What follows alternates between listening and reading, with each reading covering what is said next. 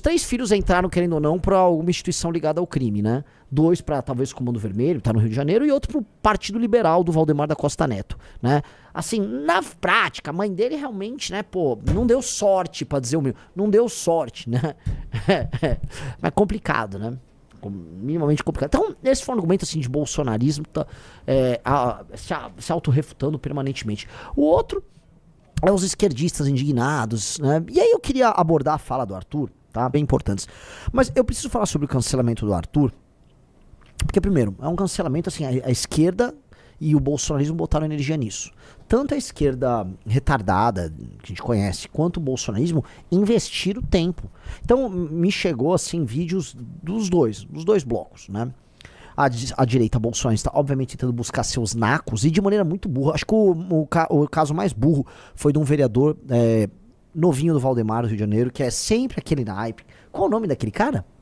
Satier, Rafael Satier, novinho do Valdemar, vocês entenderam o que isso quer dizer, vem com todas as implicações do caso, né? Ele é um cara que nunca fica no Rio de Janeiro, ele ganhou a eleição pra vereador, e ele, né, aquele cara que tira a barriga da miséria, ele precisa viajar pelo mundo. E aí, basicamente ele fala o seguinte, né? Olha, o Arthur atacou mães, né? Saiba o seguinte, minha mãe teve 3 filhos, 2 irmãos meus entraram pro crime, eu não. Nossa, hein? Sua mãe foi vencedora, hein, cara? Sob qualquer circunstância, né? Porque é muito burro o argumento dele. Numa favela, quantos os homens jovens... Qual o percentual das pessoas que estão numa favela se juntam ao crime organizado? 1%, 2%? É muito pouco. Muito pouco. É um pequeno percentual, né? Que se torna relevante ali, mas não um número alto. É pouco. Pois bem, para esse cara aí, né? O caso, assim, 66% da família dele tem entrado pro crime, a mãe dele aparentemente, né, é uma pessoa especial e tal. Ele só é burro, ele só é, assim, estatisticamente burro, ele se autorrefutou. E esse é o problema do bolsonarista, né, cara? Eles são sempre exageradamente burros. E aí entra o ponto, qual é pior? Porque assim, os 3 filhos entraram, querendo ou não, pra alguma instituição ligada ao crime, né? 2 pra, talvez, Comando Vermelho, tá no Rio de Janeiro, e outro pro Partido Liberal do Valdemar da Costa Neto, né? Assim, na prática, a mãe dele realmente, né, pô, não deu sorte, pra dizer o meu. Não deu sorte, né? Mas complicado, né? Minimamente complicado. Então, esse foi um argumento, assim, de bolsonarismo, tá, se autorrefutando permanentemente. O outro é os esquerdistas indignados, né? E aí eu queria abordar a fala do Arthur, tá? Porque o que o Arthur disse foi o seguinte, ele estava comentando que as mães têm um quinhão de responsabilidade sobre o destino que os filhos tiveram para si, esses homens jovens que cometem crimes, dado que elas fizeram escolhas muito ruins durante seus, vamos dizer, durante seu processo aí de convívio e criação de relacionamentos com homens ruins, né? Ele deu aquele exemplo que aí tentaram, acho que foi a Erika Hilton, né, que quis acusar o Arthur no Ministério Público de racismo, porque ele citou o tal do moreno alto com cara de bandido, que é, na verdade, uma fala de uma moça. Uma moça fez uma fala dessas meio infeliz, né, falando, eu gosto de, homem que eu gosto é moreno alto com cara de bandido. E aí o Arthur citou esse exemplo, que virou um meme na internet, e ela acha que o Arthur estava querendo proibir mulheres de se relacionarem com homens negros, né. Então ela começa assim, vamos lá. Ele simplesmente transmitiu para 300 mil pessoas que a culpa do que acontece no Rio é das mulheres que relacionam com homens negros.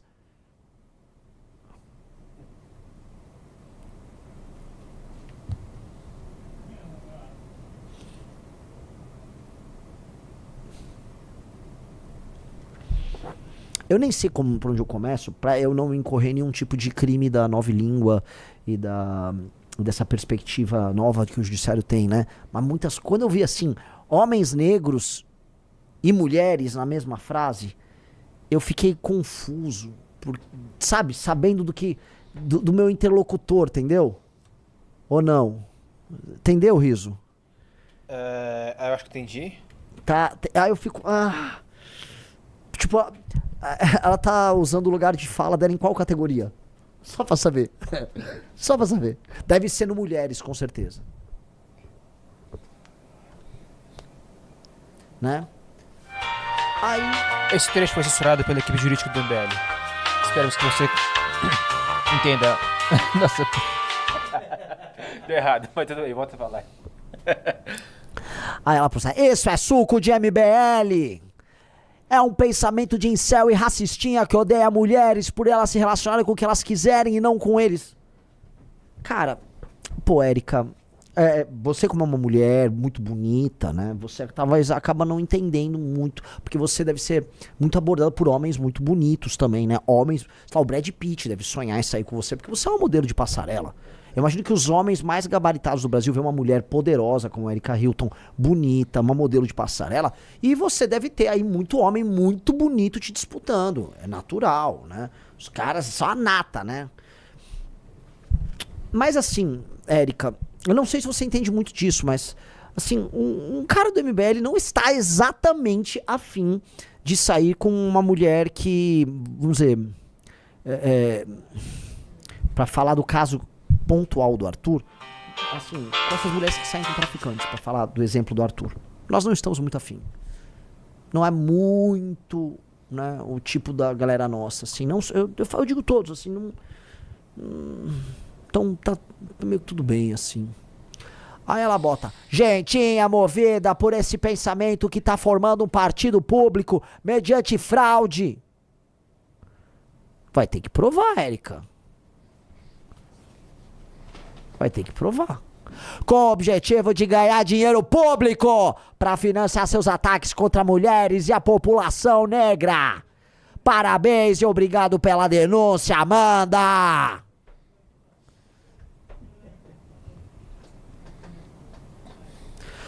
Assim, a Érica foi longe aí, né?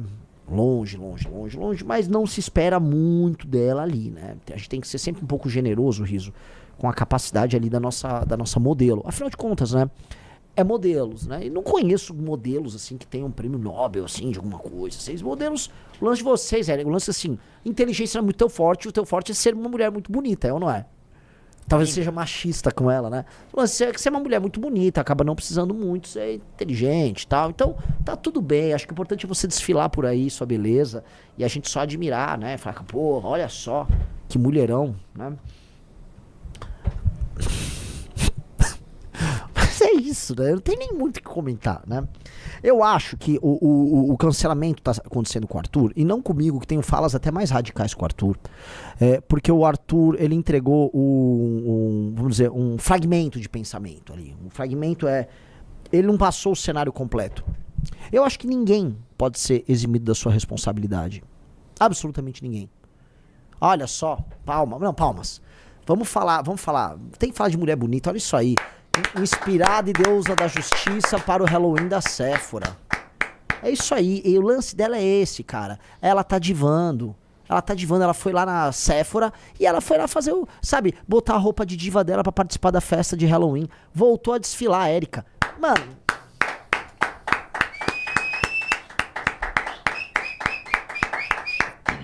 Mas eu acho que teve uma falha nessa fantasia dela. Que a deusa da justiça, ela usa uma balança e uma espada. Eu não vi nada na foto. É verdade, cara. É verdade.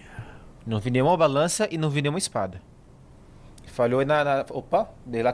Isso, calma aí, cara. Desculpa, calma. É que é tão gata que você já fica louco lá, né? O like foi natural, né? Cuidado, eu vou dar um toque, vou dar a dona Riso aí, né? Vamos, Riso, fica dando mole aí, o Rizão já viu uma modelo, já tá de olho, tamo de olho aí, Rizzo. Ai, merda. Tô falando, todo mundo no MBL tem um fraco com mulher bonita, Tá achando que é só o Arthur, né? Rizzo, é difícil. Todo mundo aqui tem que se segurar. Uma mulher dessa, mulherão. Né? Complicado, pra dizer o mínimo, né? Ai. O pessoal, estamos com quantas pessoas aqui? Estamos com 3.700 no Renan. Estamos com 6.000 pessoas em 15 minutos. Bora até os íntimos botar pelo menos 7.500 pessoas. Todo mundo dando like na live. Então, a modelo, ela tá toda brava com o MBL, né? Então, voltando pro raciocínio do Arthur. O argumento é o seguinte, ninguém pode se eximir da culpa desse caos e desastre social. Né? E eu vi algumas pessoas colocando assim, não, aquelas mães são guerreiras. Veja só, todo mundo na vida é, em certa medida, um guerreiro. Sobreviver não é fácil e construir suas coisas não é fácil e tudo envolve luta. A questão é eximir as pessoas da responsabilidade pelas escolhas erradas que elas fazem. Todo mundo faz escolhas erradas o tempo todo na vida, ninguém é perfeito. Então, assim, a culpa daquele jovem ter entrado no crime é da mãe? Especificamente só da mãe, não, que no fim do dia ele tem agência, ele tem capacidade de decisão pra dizer se ele vai ou não cometer um crime. E ele pode ser dissuadido dessa ideia por várias coisas. Pela questão moral das suas famílias, sim, por leis duras que desincentivam o cometimento do crime, no fundo uma decisão econômica que ele toma, sim. Pela ausência da figura masculina e na paterna, sim, e essa ausência paterna ela impacta mais que a mãe, mas sim, a mãe também tem culpa. A mãe também tem culpa, né? Assim, né? Num aspecto mais amplo, né? Até a sociedade tem sua parcela de culpa, lógico. Mas no fim do dia, né? Essa culpa ela vai abrindo, mas quando ela vai se concentrando, ela se concentra no indivíduo. Vai concentrar mais no indivíduo, no pai, na mãe, nas pessoas ao redor, no núcleo familiar central ali. Natural. Então, ninguém tem que ser imaculado e colocado num pedestal, não. Esta mãe... Não, essa mãe, cara, tomou decisões horríveis também na vida dela. Não tomou. A mãe os pais de uma criança que se torna um jovem que entra pro crime organizado, os pais tomaram decisões erradas na vida deles, sim. Eles vão ter alguma parcela de culpa naquele processo, sim. Ninguém tem que ficar imaculado de maneira alguma. Principalmente o pai. E esse é o ponto que eu quero colocar, que é o ponto que o Arthur concorda nessa argumentação. É que aquela argumentação ele estava tratando do recorte feminino, mas principalmente o pai. Não sei se você concorda comigo, Rizzo. O maior dos problemas é o pai ausente. A mãe, por mais porcaria que tenha sido as escolhas dela, por mais eventualmente ausente que ela foi, por mais falha que tenha sido a educação dela, pelo menos ela existiu. A pior figura nesse cenário todo é a figura paterna. É o pai que não tá lá.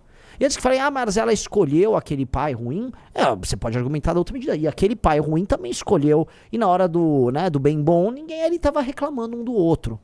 E essa é a real. Isso não, entendeu? Ambos fizeram escolhas infelizes. É que hoje, né, para as pessoas que estão numa posição hipossuficiente, é criado um discurso em que elas não apenas são hipossuficientes, mas elas não têm responsabilidade nenhuma, são eternas crianças. Aí, ao ser eterna criança, você não pode ser responsabilizado por nada, né? E esse é o argumento, no fundo, feminista, o argumento que a esquerda tenta puxar é esse, não, olha só, né? O argumento bolsonarista não é nem esse, o argumento bolsonarista é, veio do MBL e precisou atacar, né? O que é bem, assim, deprimente, para dizer um mínimo. Então, obviamente, uma parte da culpa recai sobre o pai, que fica completamente ausente, porque o pai, por mais que vamos supor que ele não goste da mãe, ele não queira ter relação com ela, né? O relacionamento não deu certo, ele só foi, aquela criança é fruto de um sexo casual que eles tiveram e ambos não se aturam para além da relação sexual. O pai ele dispõe de meios para ficar presente com o filho. Se ele não está presente, é tudo culpa dele. Tô errado, Rizzo? Não. Ele tem que estar presente. Senão o dano quem paga não é ele nem a mãe, até eles pagam, mas a sociedade como um todo paga, né? O crime organizado vê aquele jovem como alguém fragilizado, fácil de ser captado. Então quando a gente manda o famoso meteu, cuidou, meteu, cuidou, é isso. Cara, foi bom na hora de fazer? Vai lá cuidar da criança. Então a responsa do pai, nesse caso, é maior. Até porque, como demonstram os próprios estudos sobre o caso, é a ausência da figura paterna que tem um papel preponderante ali na construção da mente fracassada e doentia de um criminoso. É isso, tá?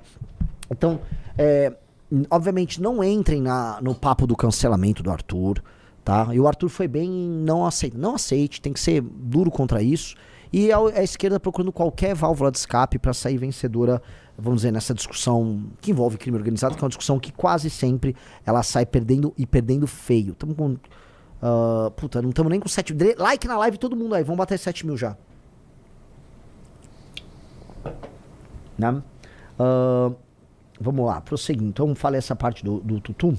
Gostou desse corte? Por favor, se inscreva, deixe o like e comente.